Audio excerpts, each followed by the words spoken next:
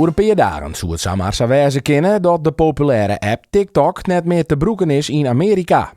TikToker Jesse van Wieren volgt tot nijs op een voet. Als ik het nou zeg, maar dan denk ik dat het vlot gaat van Amerika.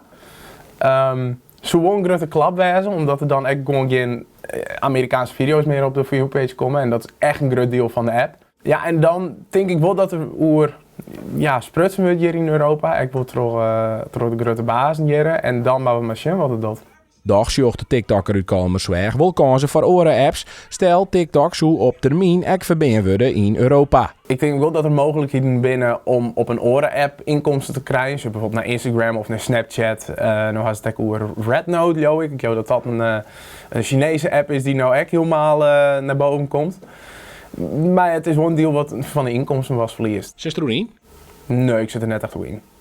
Nee, dat komt. Nee, ik denk dat er wel heel veel mensen binnen die echt de focus lezen op TikTok en echt daar alleen nog hun yield mee zingen en hun ballen mee kweken. Maar nee, ik meid ze hier net heel erg erop om.